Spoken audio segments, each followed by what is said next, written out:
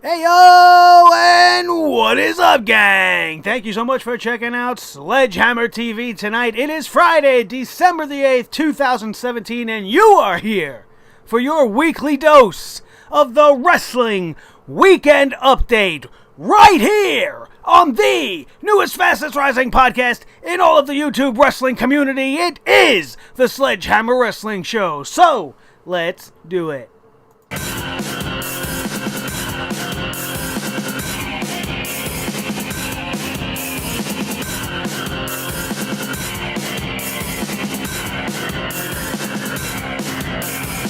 Sledgehammer Wrestling Show.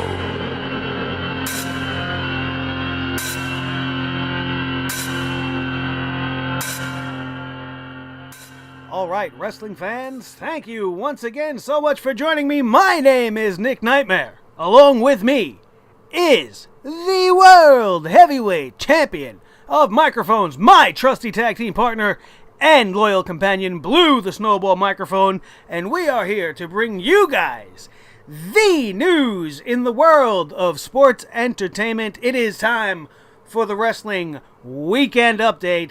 And before we get into all that, I want to remind everybody, if you enjoyed today's broadcast, to please hit that thumbs up down below, smash that like button, punch it right in the face, share this video with all your friends, anybody that you know that loves wrestling and would enjoy the show and maybe would enjoy this guy, feel free to share that around. And if you would be so kind as to want to stick around for good and smash that subscribe button as well, ring-a-ding-ding, that little ring bell that sits next to that lovely word subscribe.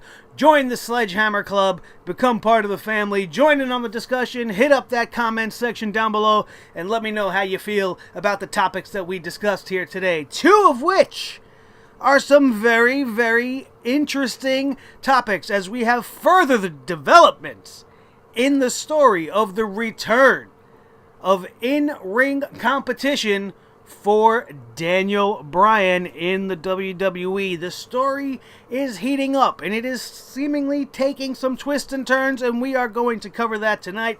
Also, Roman Reigns. Now, we all know how I love to talk about Roman Reigns, and I might not be going down the road that you think, as Roman Reigns on Corey Graves' new show, Straight to the Source, the new show on WWE Network, had some very interesting things to say, and he just might be the most delusional man in all of professional wrestling, and we will get to that in just a minute. Also, a reminder, this is just part one for this weekend. Lots of little tidbits floating around in the world of pro wrestling, so tomorrow's episode is going to be full of news pertaining to the women's division. Lots of stuff happening for the ladies. We have got some good news going on as Sasha Banks and Alexa Bliss make history. We have a highly anticipated debut of a Mae Young Classic competitor seemingly off the table, looking like it's not going to happen. We are going to delve into that one tomorrow on that episode. And the WWE are about to seal the deal with one of the biggest names in all of sports. That's all happening on part 2, which will be live tomorrow on the Sledgehammer TV Zone Sledgehammer Wrestling Show. So thank you for indulging me. Also, do not forget to check out our sponsor, the one and only Clutch Chairs. The link is down in the description below. All you got to do is click it, check out the chairs and all the cool stuff they got over there. If you feel like buying one, please feel free to do so. Just don't do so unless you access the site right here through the Sledgehammer Wrestling Show, and we thank you guys for doing that, and all your support, as always, is very much appreciated as we continue to climb and we try to strive for 500 subscribers before we hit the end of the year. Let's try to make that happen, and let's try to get this video maybe to, I don't know, I'll be generous, maybe like 50 likes. Can we get 50 likes on this video? That's all I'm asking for. Let's try that out, see if this happens. Also, do not forget, like I said, light up that comment section. Watch some of the old stuff that I have linked in the annotations once we're done with this one. But as of right now, let's get into the reason why you're probably all here, which is to talk about the situation with Daniel Bryan. Actually, before we go to the top story, little bit of a tease for you guys. I almost forgot to mention, there is one other thing we're going to talk about, which is being reported by Pro Wrestling Sheet, as they have learned that there has been serious internal discussions with the WWE regarding a possible global warning pay-per-view event that could take place next year during their tour of Australia. For those of you who may not remember, the WWE Global Warning Tour took place in 2002 in Melbourne, Australia, and over 50,000 people attended the live event. It is being reported that officials want to top that in a big way next year. Sources with direct knowledge say the WWE have discussed running Global Warning 2 in October at the Melbourne Cricket Ground, which holds almost 100,000 people. This time, however, they want to broadcast the event on pay-per-view and on the WWE Network. Nothing official has been set quite yet, but they are being told that things are headed in the right direction. I have no problem with this. I really don't. I don't believe that if they are going to, release this to the public in a pay-per-view format and they're going to have it on the network, it's probably going to be a standalone type deal. I don't think we're going to have to see the build to Global Warning on Raw and SmackDown. If it's going to be co-branded, there is none of that information available as of yet.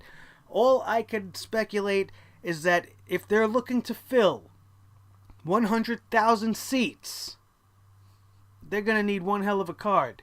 And they have the talent to put this card together. And no matter whether it's just a one-off show or if they try to put something together to promote this thing all over the world on Raw and SmackDown, as far as storylines and stuff go, it's got to be big.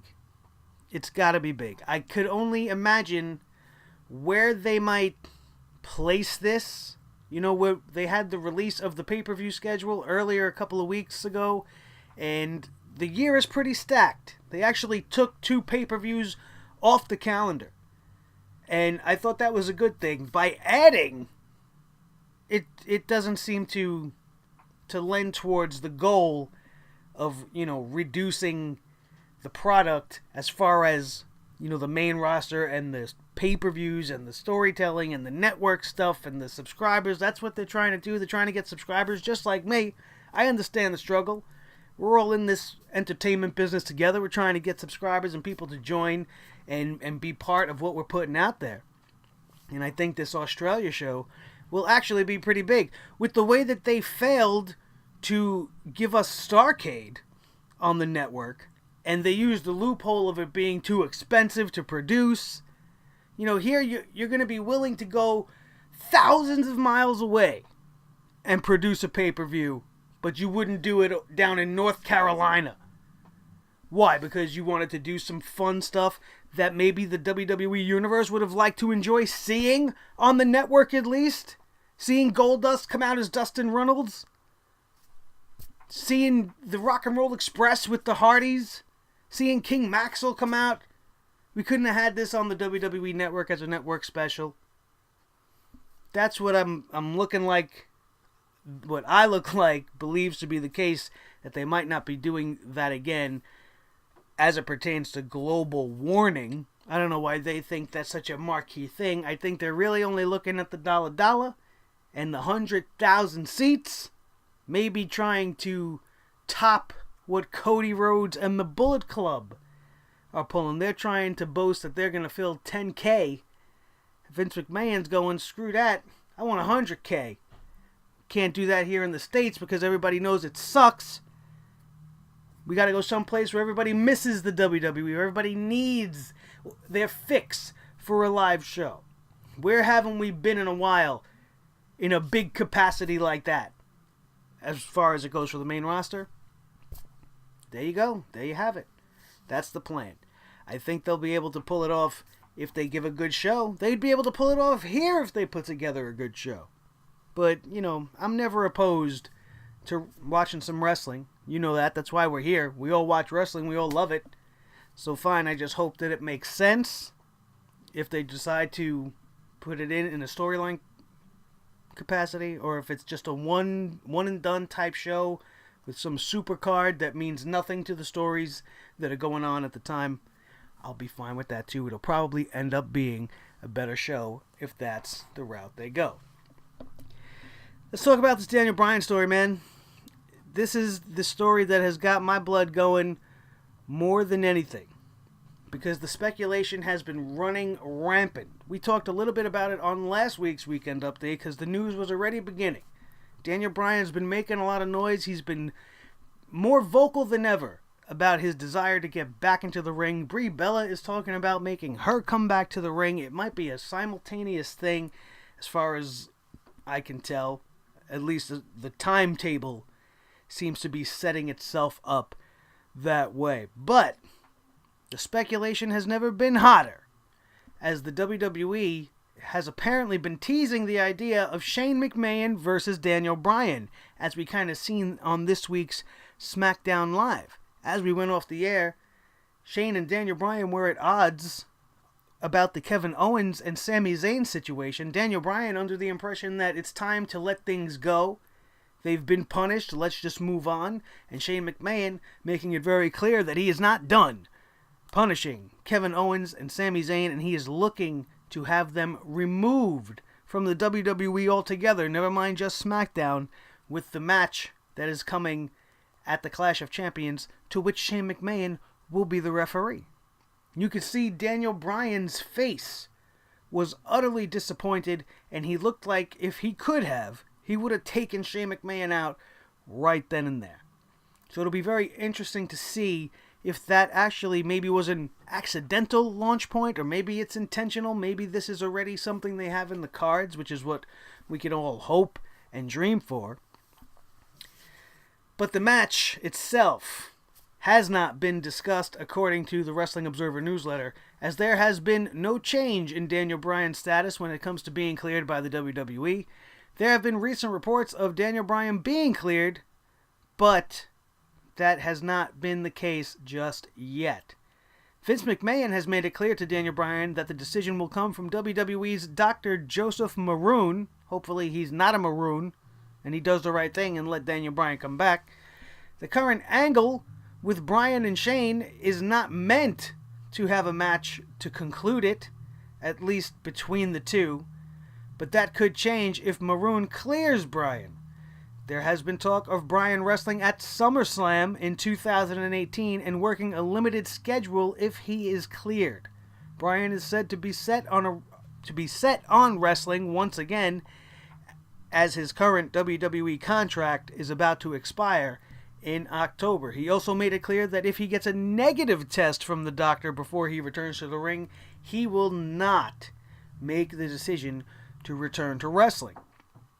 Speculation on Bryan being cleared increased this past week when Daniel Bryan was advertised to be the special referee for a match at the December 26th SmackDown tapings in Chicago, which could be for TV or could also just be for the dark match main event once the show goes off the air, so keep that in mind as well. Bryan was booked for the role because WWE felt they needed something special since they are running TV tapings on December 25th and 26th, which is Christmas Day and the day after, respectively, and ticket sales for the 26th definitely needed a boost. WWE's first... Oh, I'm sorry, and that's it. There we go. Let me just move this note here. So that is a very interesting turn of events. Daniel Bryan apparently being booked by the WWE to take place in something in the ring, but he is not going to be wrestling. He is going to be a referee, which does to some extent require him to be physical, require him to be active, and definitely leaves a lot of area for, a lot of gray area for us to speculate in. If they're allowing him in the ring in this capacity, maybe it's just a test to see how he moves around in the ring. Maybe it has absolutely no bearing on his status as a wrestler whatsoever, and it's just something that they want to plan to get the ticket sales a little bit of a boost. Daniel Bryan will be in the ring. He's not going to be wrestling, but he will be in the ring the day after Christmas, which will be a great Christmas gift for everybody involved that go down to that show in Chicago that day. I just don't believe that they are really going to put themselves out on the hook without having him absolve the WWE of all liability. You know, and that's what I really think should happen. Because if they are of the mindset and taking the stance that they don't want him to do this, but he is going to go and do it somewhere else if they don't allow him, have him sign a hold harmless agreement. Let the WWE be clear of anything that happened. Be totally clear about it with the world. Say, listen, we don't want him to do this, but he wants to. The doctors say he can. We're not comfortable with it, but we will allow him to wrestle. If anything happens to it, that's on him. It's not on us. You know how we feel, but this is his life. He's a grown man. This is his decision, and we're not going to stop him from doing what he dreams of doing. However, I don't think they really give a shit about Daniel Bryan that much, and I think they are going to do everything they can to keep him off of television, because the minute Daniel Bryan comes back, their golden boy tanks even further. We all know the story between Daniel Bryan and Roman Reigns. Roman Reigns is the chosen one of the company. Daniel Bryan is the chosen man of the people. Many people speculate the reason the WWE is so hard on Daniel Bryan, as opposed to, say, Kurt Angle, who has suffered way more concussion-related incidents and broken necks and terrible bodily injuries, and has been allowed to wrestle in the WWE ring since returning. So he's been frustrated by seeing that happening, but he's not allowed to wrestle? Why? Why would you think they would be so against Daniel Bryan as opposed to these other guys that are suffering from the same types of things?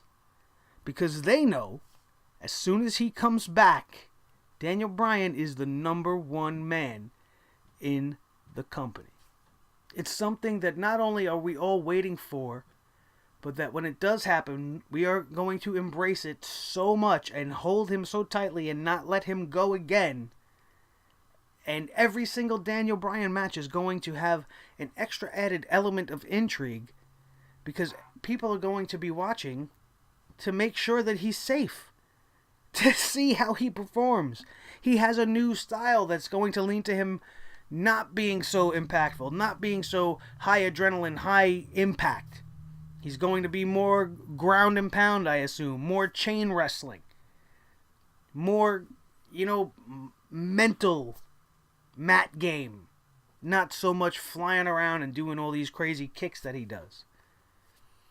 Time will only tell, but I truly believe that they know that they can't have Daniel Bryan come back until they truly, truly try this last time to get Roman Reigns to be the guy. And that's not going to happen. Even though he seems to believe the complete opposite of all those things. As in our other top story for today's edition of the show, Roman Reigns recently sat down with Corey Graves for WWE's Straight to the Source, a new network show that they gave to Corey Graves in the wake of the cancellation of Bring It to the Table, which I couldn't be more happy about because that show absolutely sucked. And you know what? As entertaining as this show was, this show sucked too. Because you went straight to the source, but you cannot tell me that this was not an absolute piece of WWE scripted garbage. This was not a off-the-cuff, one-on-one interview where he was going to say anything controversial that matters. What he did was he read the script. He got his lines right, and, he just comes off. He's supposed to be the big dog. He's supposed to be this fan-friendly, this kid-friendly Superman. But he just has this natural arrogance about him, which is why we all want him to turn heel. And you could see it in this interview. Yeah, he's smiling, he's laughing, he's having a good time. But this guy wants to go on to say some absolutely crazy things. Crazy things. We had to hear about him talking about how it's his yard now. It was The Undertaker's yard, now it's his yard. I'm tired of hearing that. I'll tell you right now, I'm tired of hearing that shit.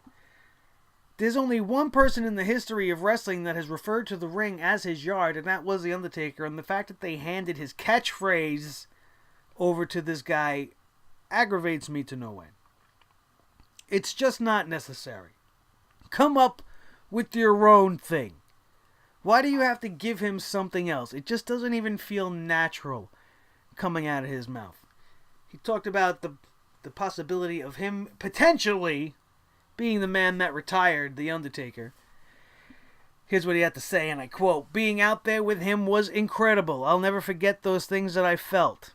They didn't teach us that. They don't tell you how to potentially retire The Undertaker and how to take that emotionally, how to accept that responsibility. Obviously, it was a great responsibility, and I'm always up to the task, but it was emotional.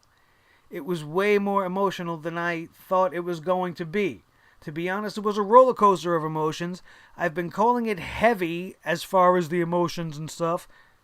It was more than I expected it to be. I want to be a standout and at the very top, but he just plugged in so much time, earned so much respect. It was cool to be able to feel that. I want to achieve that. I've never felt that level of respect from an audience. That respect wasn't for you. That respect was not for you in the slightest bit. And is it possible that he could add the word emotional maybe one or two more times in that sentence or in that paragraph? Of course it's emotional. You said absolutely nothing. This says absolutely nothing. This is rhetoric. It means nothing. He literally said the same thing over and over and over again. Not truly addressing the fact that The Undertaker may not even be retired anymore, and that there are rumors of him making some sort of a comeback. We've covered that on this channel many times. We're not going to go into that right now. But him being the guy that has retired The Undertaker up until this point is a travesty, and it is a miscarriage of justice that will never be made right in the world of pro wrestling, and there's nothing we could do about it. There's absolutely nothing we could do about it. But the biggest part of this interview that pissed everybody off, especially me, is he took a moment to explain to everybody why he believes he's the top guy. Okay? This is what he says, once again, and I quote, "Every day of the week, this is the top of the mountain here, point blank, period. I'm going to bust my ass and do my thing. It was his yard, now it's mine. Being the best in-ring performer today. I'm the best performer in-ring right now. You can go to my matches and my pay-per-views over the last 3 years and you could say I'm an idiot, or you could be like, man, he has a point. You know what I mean? I didn't come here for any other reason." What kind of garbage, what kind of bullshit is this to have him say? And I know a lot of people are expecting me to really go off and down this guy, right? But there's no reason to. There's no reason to, because you see, like I said when we started talking about this isn't him on some random podcast with a couple of guys talking about how he truly feels. This is him reading a script that was handed to him. This is the guy that is right now holding the Intercontinental Championship. He's being placed on the road to WrestleMania to be the man to slay the beast. And you expect him to sit there and say, no, I'm not the top guy? If he dared even say that, he would be worse than he even is now. You cannot have him sit there and go, well, you know, this guy's better than me in the ring, and this guy's better than me on the mic, but Vince really likes me, so how is that going to help anything? That's definitely not going to help the cause. But where the confusion lies is when he talks like this and he says these things, he has that arrogant appeal. He has that real prick-like persona. He's just coming off as such a smug, cocky asshole. And that would make him great if he would take that and translate that to his character in the ring. And not be this cookie cutter, wannabe John Cena 2.0. This generation's Hulk Hogan. He can't wrestle a lick, but he's got the look. And the girls love him. And the little kids love him. And you call his move the Superman Punch after one of the most iconic figures in all of comics and entertainment for children. How do you expect the kids not to love a guy who's punching people in the face like Superman? That's part of the reason why Cesaro was getting over. He was the Swiss Superman. You took that from him and you gave it to Roman. Even though it was clearly working for him. Now he's a cyborg.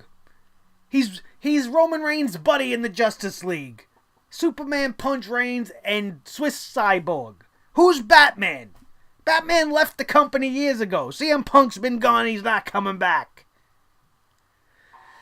Little off topic there. I got to looking at one of my posters talking about Superman, and I went into a whole little thing. Aquaman, who cares? Who's Aquaman? No, nobody knows. Jason Momoa actually looks fantastic. I haven't gotten to see the Justice League yet. Hopefully we'll rectify that sometime soon. Again, a little off topic. But talking about Roman Reigns is not something I really enjoy doing. Especially when he wants to say such ridiculous things like he's the best in-ring performer in the world. The only thing he is the best at is being the guy that Vince wants to be the best. He has to know by now that he's not. And this is clearly Vince McMahon's pride. Probably his last project. And he will not leave until we accept and love this man the way he does. That's the only thing I could think of. And you won't have Daniel Bryan come back because it'll derail the whole Roman train. They feel like they've made progress, even though they haven't. They haven't. The association with him and Rollins and Ambrose has gone right down the tubes already. It's clearly seen on Raw. You got him standing in the back, holding the Intercontinental Championship. Everybody in the arena is booing. Extremely booing. And then you have Rollins and Ambrose comes in, and those boos turn to cheers. And then they come out as a trio, and everybody cheers. They're not cheering him. But this is where we stand. Hopefully, Dr. Maroon clears Daniel Bryan. It gets out there to the point where the WWE can't hide it. And we get to see, I'll even take Daniel Bryan versus Shane McMahon. You guys know how I am so tired of seeing any authority figure being in these special matches at these big shows.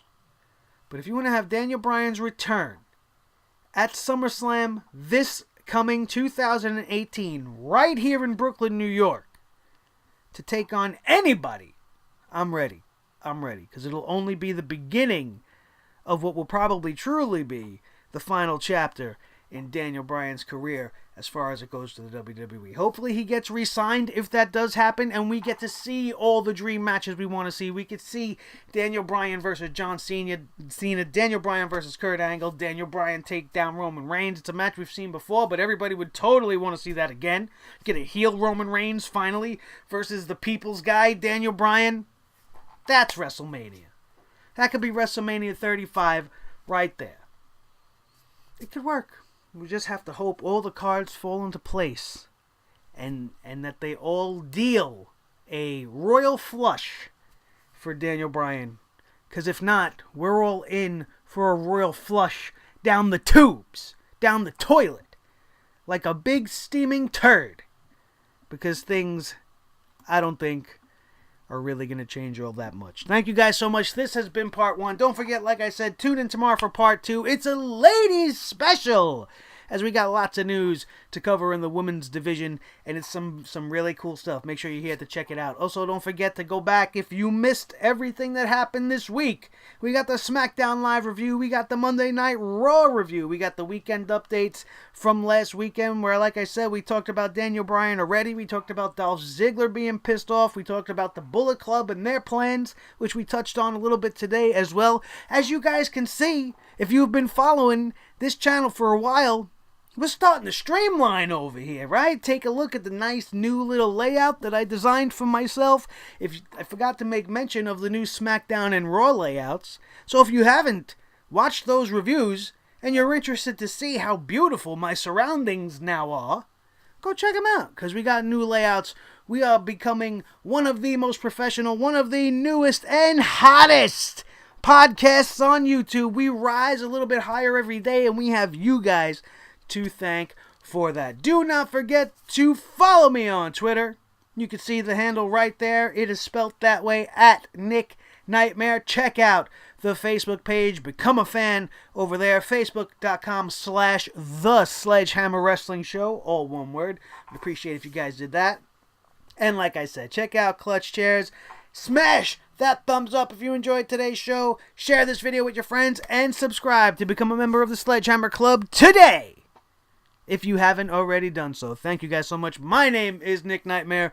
This right here is my little buddy, my tag team partner, and say it with me, the World Heavyweight Champion of Microphones, Blue the Snowball. This has been the Sledgehammer Wrestling Show right here on Sledgehammer TV. Thank you guys so much. I love you so, so much. And don't forget to check out part 2 coming at you in just about 24 hours. That is going to do it. We are out of here, and we will see you next time right here on the Sledgehammer Wrestling Show. Have a good night, and we'll see you guys tomorrow.